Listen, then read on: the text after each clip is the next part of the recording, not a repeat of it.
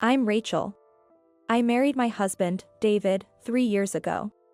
However, I am estranged from my mother-in-law. At one point, David received a message from his sister, Emma, and we decided to meet up as a couple. To be honest, Emma and David aren't particularly close. But from my perspective, I thought she was a sweet and considerate younger sister. Moreover, Emma usually didn't contact us for trivial matters, so I was worried about what it could be about. I'm actually getting married soon. Emma has been dating a guy named Alex for a year. He's still in his early 20s but has been showing her bridal magazines and insisting on picking out rings, suggesting it's time to get married. Even before proposing, Emma, not one to dislike assertive men, seemed to have decided to marry him. Emma is in her late 20s, about a decade younger than David. I sincerely congratulated her with a congratulations, but deep down, I was worried. David probably felt the same. I see, that explains why you called us. It's about Mom, right? Upon saying that, Emma nodded. I remember Mom's behavior at your wedding very well. Since then, even our relatives have been keeping their distance. And Mom has always been so clingy to me. If she finds out about my boyfriend, who knows what she might do. She once barged into my ex-boyfriend family's home, demanding we break up. While serving Emma coffee, I couldn't help but say, "Your mom is really difficult, isn't she?" Emma responded with a dejected, "It's really embarrassing to be related." David seriously advised, "If you really want to marry him, you might have to cut ties with Mom." It's understandable why David would say that. The reason we became estranged from our mother-in-law was our wedding. The mother-in-law, Julie, is what you'd call a toxic parent.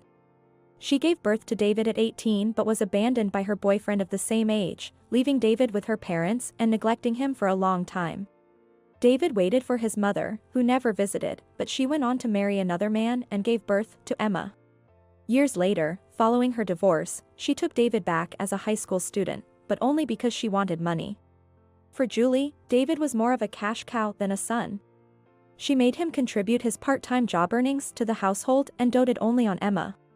Without any care for David, Julie subjected him to terrible treatment.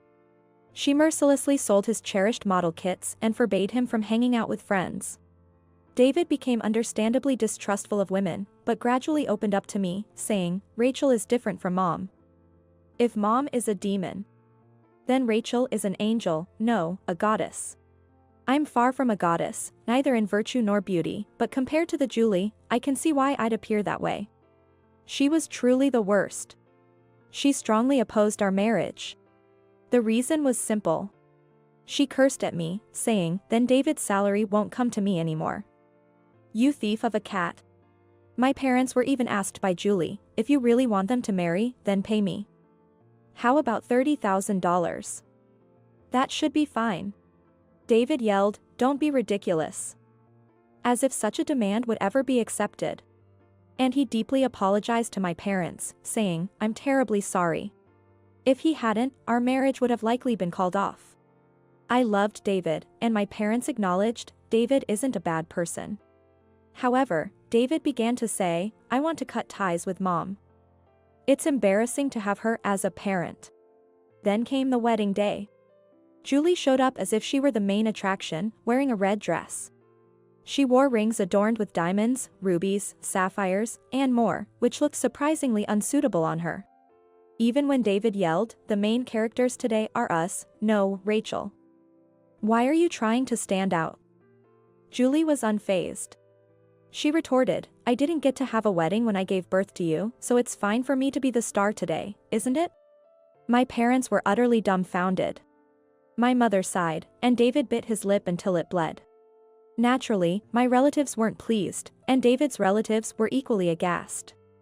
I too was grimacing at Julie's outrageous behavior, and by this point, I had a bad feeling about everything. Still, canceling the ceremony wasn't an option, so all I could do was pray that Julie wouldn't cause any trouble. Please God, could you keep Julie calm until the ceremony is over? For the first time, I found myself praying. Perhaps my prayers were heard because nothing happened during the ceremony. However, the incident occurred after the ceremony ended. Julie declared, "This is our family's celebration, and even though Rachel might be joining our family reluctantly, All the gifts should rightfully be mine, and she swiped everything.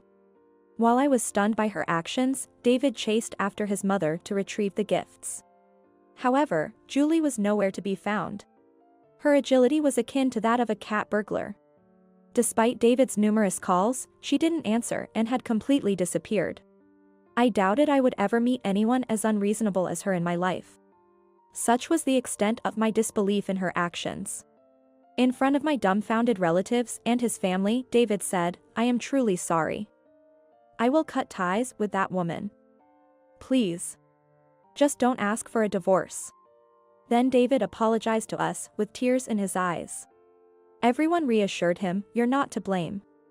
The problem lies with her, not you. There's no need for a divorce." I felt sorry for David and couldn't forgive her. For David's sake, we decided to cut ties. Let's consider those gifts as severance pay. If it means we can cut ties, it's a small price to pay. And so, David severed ties with his mother. The relatives also decided to have no further dealings with her. Then, David sought legal advice. He went to the extent of having legal documents prepared for the estrangement. When his mother, having squandered the celebration gifts, returned, he immediately made her sign. I couldn't feel relieved. Because for David, who grew up without a father, she was his only parent. Was it really okay for him to sever ties just to marry me? Did I cause him to lose his family? With these thoughts, I suddenly felt lonely and started to cry. Then, a white cat named Snowball jumped onto my lap. This cat was a stray that often visited our garden. Whenever I seemed lonely, it would always come and sit on my lap like this. Right, it's for the best. It's for our happiness. I reassured myself, continuously petting Snowball. Thank you, Snowball, for always being there. Though we completely cut off contact with Julie, the situation was different for Emma, who was doted on by her. Emma, a model-like beauty who could grace the covers of fashion magazines and resembled her mother in her youth, was different. As for David, he could be described as the epitome of an ordinary son. Given Emma's nature, she has been approached by more than 100 men, but she has only dated a few of them. However, none of these relationships lasted more than a month. Her mother would interfere to prevent anyone from taking her precious daughter away. Emma once received a marriage proposal, but her mother barged in unexpectedly and threw the engagement ring into a river. The man said, "I don't want to become part of a family with such a mother-in-law. Let's call off the wedding," and left. After about an hour of berating her mother, a calmer Emma finally declared, "That's why I'm planning to marry him without telling Mom. I won't let her interfere this time," and left. As soon as the front door closed, I couldn't help but ask David, "Do you think she won't be interfered with?" "It's impossible," David replied succinctly. "It's impossible to get married without Julie finding out. After all, Emma is living with Julie. It was a miracle that she had managed to keep it hidden so far. Emma and Julie live together. Julie, being a stay-at-home mom, relies on Emma's income for living, so there's no way she'd let go of her golden goose and beloved daughter. Moreover, due to Julie, Emma has zero life skills. She has never cooked a meal or even washed her own underwear. Julie insists, "You don't need to do anything. You're tired from work, just rest." What if you get hurt? Preventing her from doing any household tasks. I'd like to see someone who gets injured washing underwear. However, getting married brings not only personal but also family issues into the mix. The biggest issue was how to explain it to his parents. That was the major problem. I've heard that it's not uncommon for couples to have a small wedding by themselves, so maybe they could keep it a secret. But what about after? Even if they manage to get married, I can't imagine that Julie allows them to live together. Considering the terrible harassment she directed at David and me, it's terrifying to think of what she might do to Alex. If he's lucky, he'll only end up being another source of income for her, but I doubt it'll be that simple. David mentioned Emma is always looking out for her own comfort. She's telling us about her wedding plans because she wants us to mediate if something happens. It's naive thinking, as always, and it reminded me. Didn't she fail to help us during our wedding? Instead, I recall her enjoying the food left by others while we were having a hard time. Does she find joy in others' misfortune? Can she really protect her husband like that? If she can't, she doesn't deserve to be married. It might be better to call off the engagement now. That would prevent unhappy people from being involved. I don't care what happens to them. All I care about is protecting my beloved wife for life. Having declared this, David, perhaps embarrassed, blushed and looked down. I love David so much for that. That's why I chose him. Months later, we heard from Emma again. She wanted to introduce her boyfriend this time. Has Julie not found out yet? Well, if she's serious, I guess we can support her, said David, so I decided to be positive about Emma's marriage as well. But then, a problem arose. Emma's boyfriend, Alex, turned out to be quite the character. He looked like an athletic type, manly and cool. But David is cooler. As we listened to how they met and started chatting, Alex began to express concern. She never introduces me to her family. So I thought maybe she's just playing with me. The mood started to shift. No, that's not it. Actually, my mom is kind of crazy. Emma hurriedly explained, but we were shocked since she hadn't mentioned anything about her mother to Alex. Was she planning to go through the wedding without saying anything? I ended up explaining the craziness of Julie on behalf of the tongue-tied David, including his upbringing and the wedding incident. Alex's face grew paler as I spoke. 10 minutes later, after explaining how dangerous Julie was, Alex muttered, "Terrible." I agreed, truly terrible. But then Alex said, "No, it's you who's terrible. To lie like that. You're exaggerating too much." I was speechless. David looked just as stunned. "You're opposed to our marriage, aren't you? That's why you're making up such unbelievable stories. There's no way such a person exists in this world." Both Emma and David were baffled by his remarks and were momentarily frozen in disbelief. As Alex grew more agitated, he exclaimed, "I feel sorry for Julie. Rachel, don't you have any sense of being a good daughter-in-law? Isn't it shameful to bully your mother-in-law instead? Bullying Julie? What is he even talking about? I have no idea why the word sense would come up in this context. It was as if I was conversing with an alien. A wife should honor her mother-in-law. She's just being a bit mean because her precious daughter is being taken away. Emma is so adorable. After all, you need to be kind in such situations.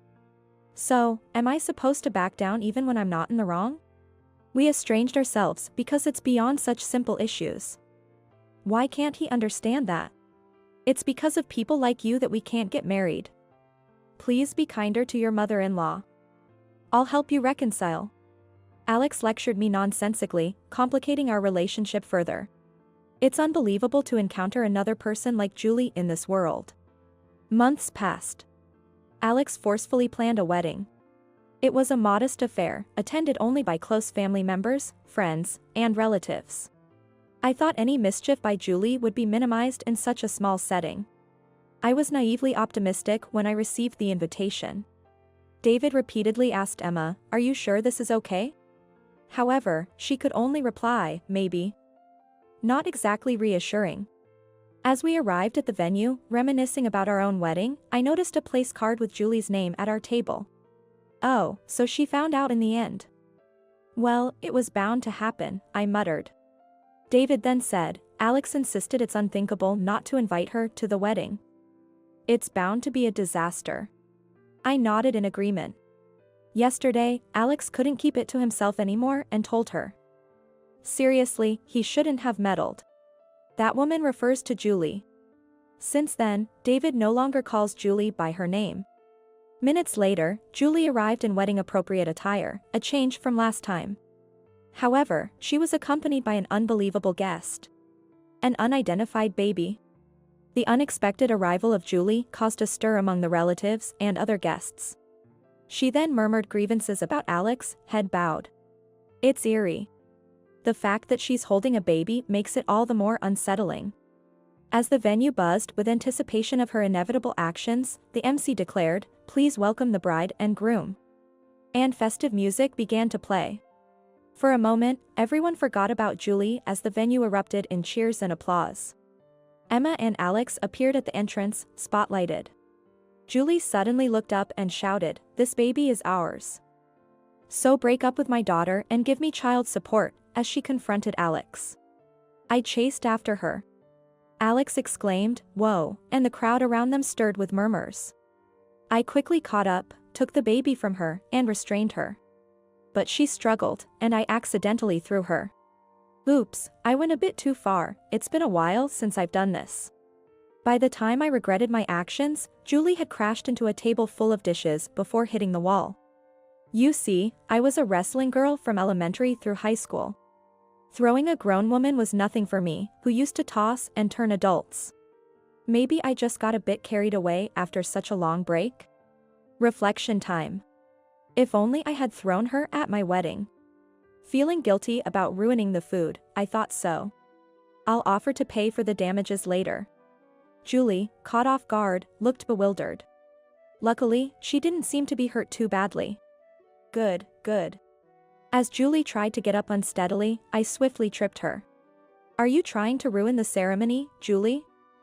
And whose baby is that? Surely, it can't actually be Alex's child, right? I looked at Alex, who was vigorously shaking his head. Then Julie blurted out, "Yes, that's right.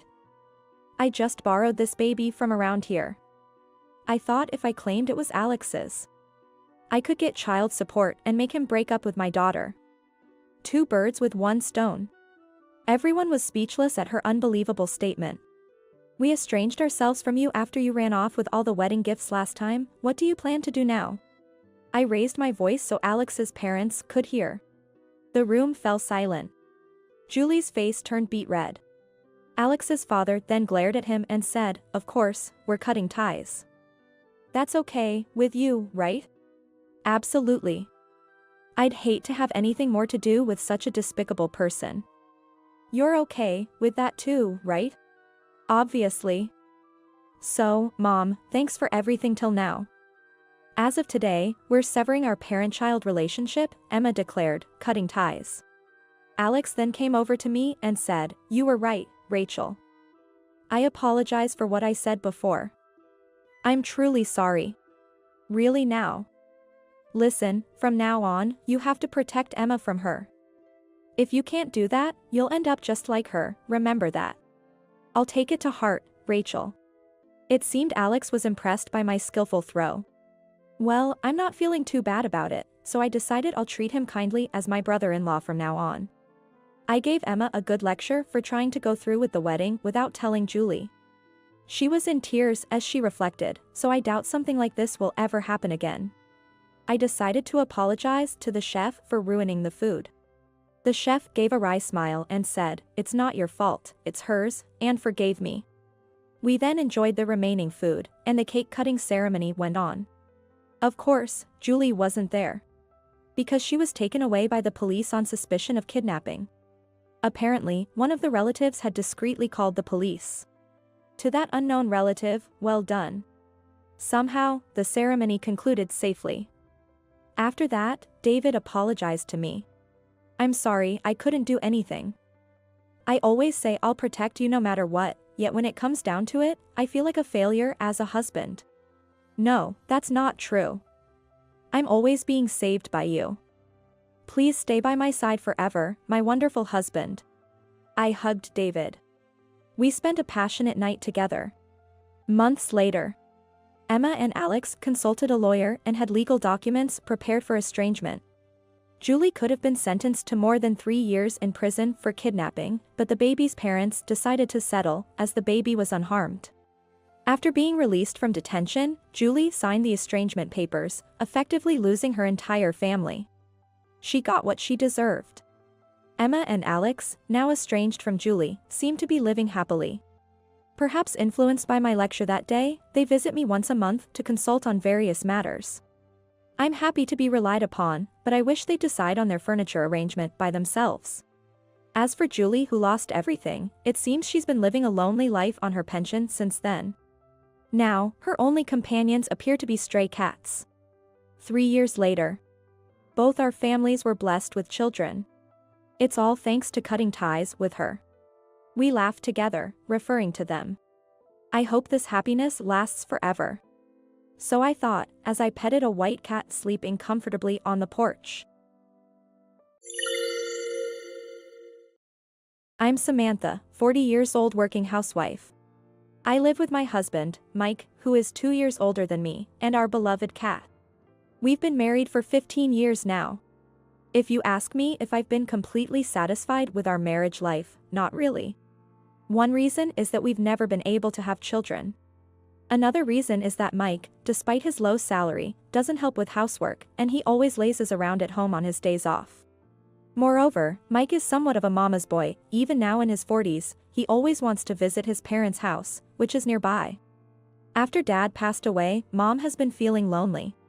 He makes an excuse, but I don't think his mother would be mentally weak. She is so mean and classless. Listen to this, I was in line at the supermarket the other day, and I accidentally let off a fart, she said. And it was loud. I was so embarrassed, I turned around and said, "How rude of you to fart at people," as if it was the person behind me. She would proudly told this story, laughing, and Mike was laughing along, but I was appalled. I can't believe such a vulgar woman is my mother-in-law. Given her personality, it's no wonder she has few friends, and bullying her daughter-in-law seems to be her only hobby. I wouldn't mind visiting her if I got along with her, but with such a personality, no daughter-in-law would want to be with her. The couple who used to live with her, my brother-in-law and his wife, Linda, even fled because they couldn't stand the mother anymore. No surprise there. Living with just her, especially after the father-in-law passed away, would be like a penalty game. Unlike me, who is quite assertive, Linda was a quiet and patient type, yet even she had to escape, that's how much she was tormented. Linda wanted to move as far away as possible, but her husband, also somewhat of a mama's boy, refused to do so. So now we all live our own house, but not that far from where she lives. Both those brothers are mama's boys. What's so good about such a mother-in-law? However, as long as we are living in separate house from her, it is bearable. But if, by any chance, we get a cohabitation request from her, I'll make sure to stop it. I firmly vowed that to myself. However, when we were summoned into her house recently, the commotion about living together with her finally erupted.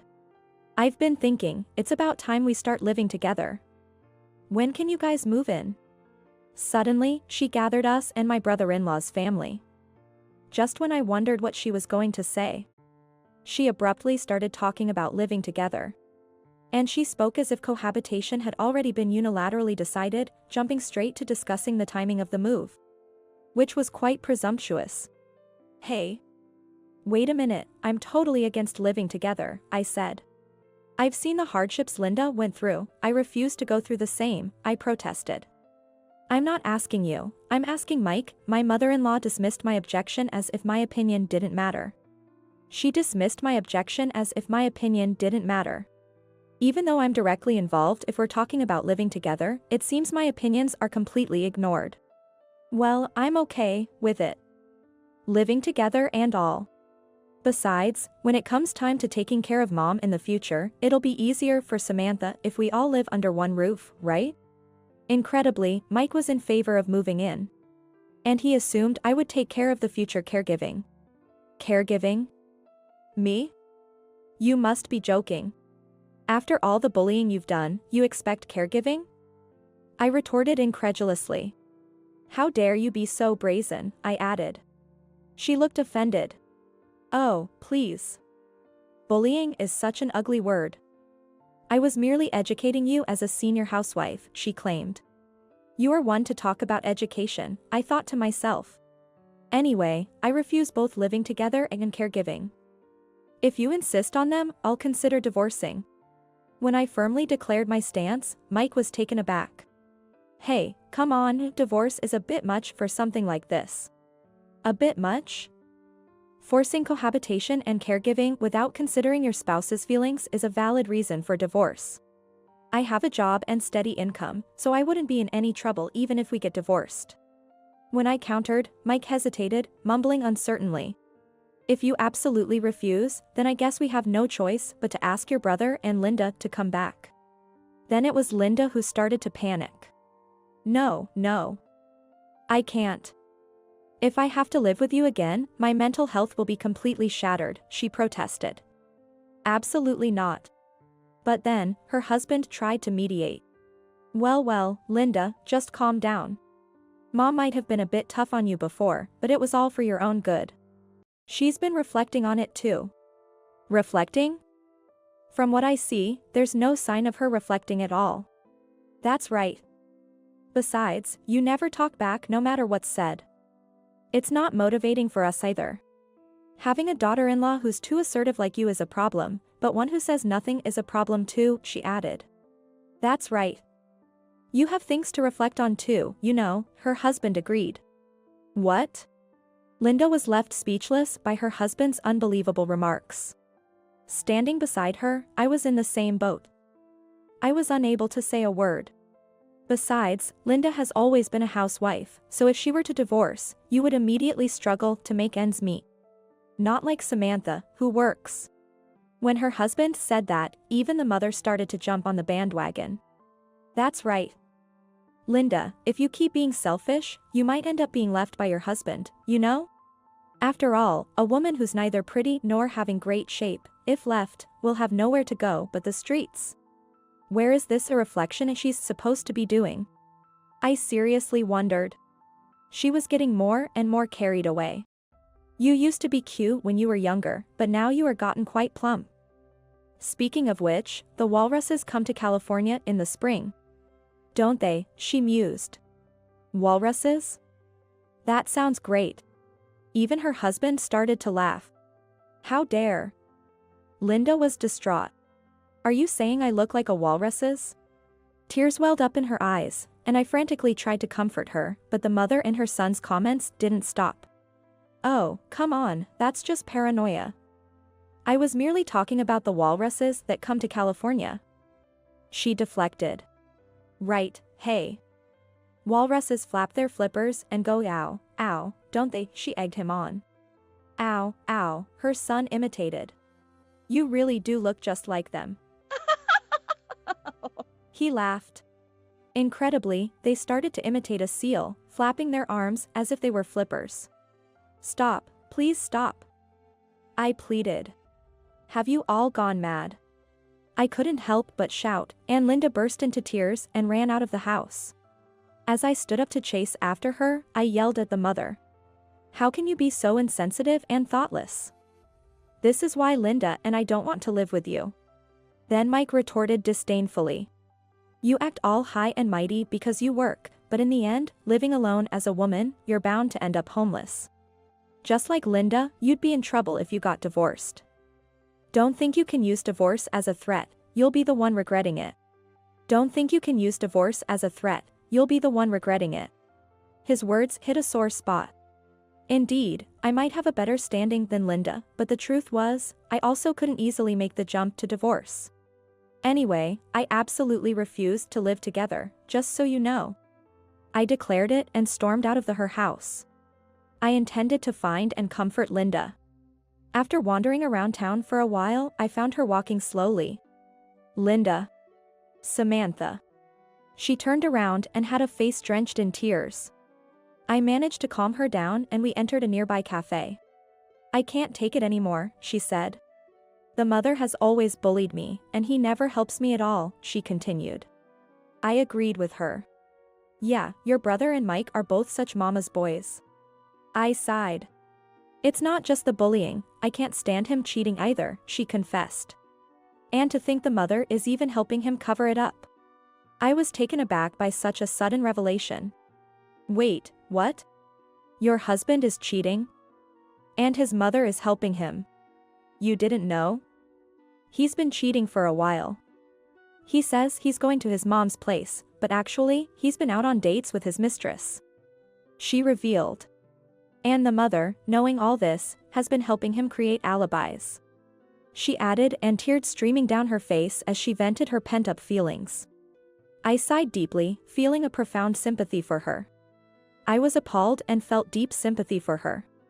Being bullied by her mother-in-law and cheated on by her husband, what a tough situation. I understand why you're upset. It's really unfortunate, I empathized. But why do you put up with it? No matter how uncertain you are about your living situation, you don't have to be that patient. I tried to encourage her. I intended to encourage her with my words. But she looked up at me with a puzzled expression. Why do I put up with it? But aren't you in the same situation? She questioned.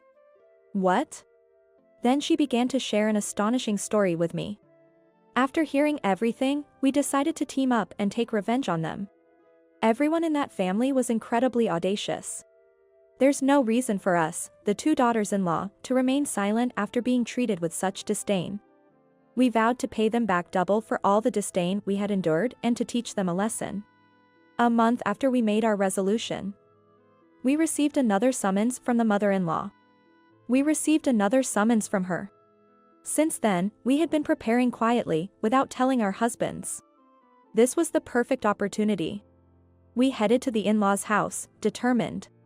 I've been thinking, and I really need one of my son's families to live with me. She brought up living together again. I'm getting older, and eventually, I'll need you to take care of me, she said. Think of it as practice from now on. Linda answered firmly before I could. I refuse. I will never live with you, she declared. If it comes to living together, I'll divorce. The mother-in-law seemed taken aback by her firm tone, different from before. Still talking like that. What about you, Samantha? She turned to me. My turn, huh? I responded. So, you're saying you want to live with us because you want us to take care of you? I clarified. Well, that's part of it, but I'm lonely on my own, and I want to live with one of my sons, she admitted. It seems she was getting increasingly frustrated because we wouldn't say yes. Can you brides really not listen to a single request from me? This is an order. Since I will be living with my son, you must move in together. Linda and I exchanged glances and nodded in agreement. No, thank you. How about this person instead? And then I spread several photos across the family table. What is this? My brothers-in-law and Mike gasped in shock. Because those photos were evidence of the two brothers cheating. Scenes of them entering hotels with women and kissing behind telephone poles. You two, always together, even in cheating. Such brotherly love. And it seems like your mother knew about it. Despite knowing, she helped you two create alibis. After such despicable acts, you have the audacity to ask us to live with you and take care of you? Linda was nodding in agreement beside me. If you need caregivers, ask these women in the photos. We're getting divorced, so no living together or caregiving from us. That would be a problem for us. She panicked. A problem? We have no problems at all. Right, Linda? Linda smiled brightly. Hey, Linda. You'll be the one in trouble if you get divorced. A housewife won't survive on her own. My brother-in-law started yelling. He might want to start imitating a walrus again, like he did a month ago, but that won't fly. Divorce is just a threat, right? Linda replied with a clear face. Oh, we're not troubled at all. We plan to get plenty of alimony from you. What? We'll also demand alimony from your affair partners, and that should cover the cost of renting a small apartment and starting over. It'll be tough to find a job, but we're determined to make it on our own. Linda, I'll help you.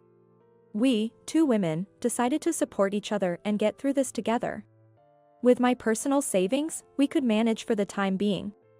Once Linda extracts alimony from her husband and his affair partner, we've agreed she'll pay me back with a little interest.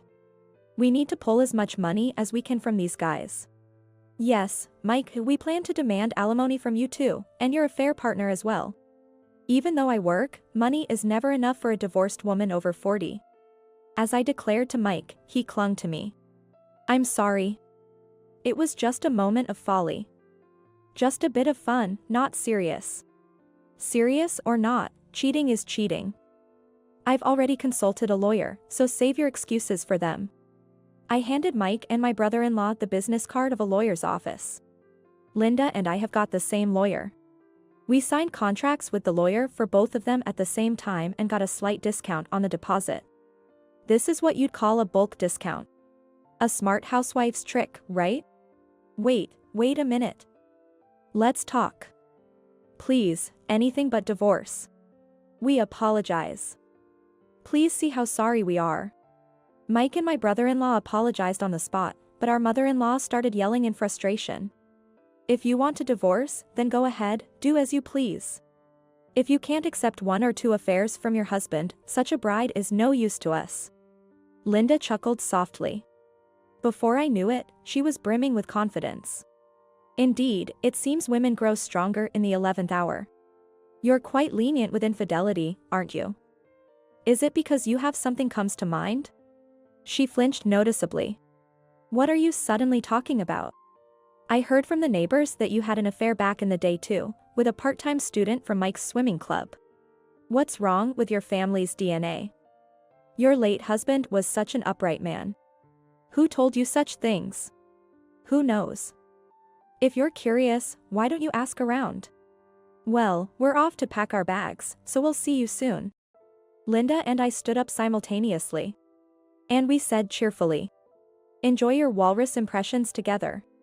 Ooh. Ooh. Afterward, Linda and I went back to our respective homes, picked up our pre-packed bags, and left. We had already signed the lease for an apartment, so we planned to meet there. Mike kept calling me, and Linda's husband kept calling her, but we ignored all their calls and left everything to our lawyer. Eventually, the double divorce was finalized, and we received our alimony. Mother-in-law's planned to have us take care of her, but it fell through. Now she's clinging to her 2 sons, who are apparently squabbling over who should take care of her. Please come back. I was wrong. Let's start over again. I'll be waiting forever at that restaurant where we used to date. Such pathetically persistent emails arrived one after another on mine and Linda's cell phone from my brother-in-law and Mike. At night, after work, Linda and I drink, using those emails as snacks, and mock our ex-spouses. Hey, Linda, where's that restaurant? Who knows? The place we used to date at has been demolished recently, so I wonder where they're waiting. After taking the beloved cat with us, Linda and I lived together as 2+1 for a while. But once Linda got a job, she moved out of the apartment. She was a fellow escaped from that in-law's house. We plan to keep in touch and support each other moving forward. Today, as well, I'm stroking my beloved cat, sipping coffee, and enjoying a leisurely life.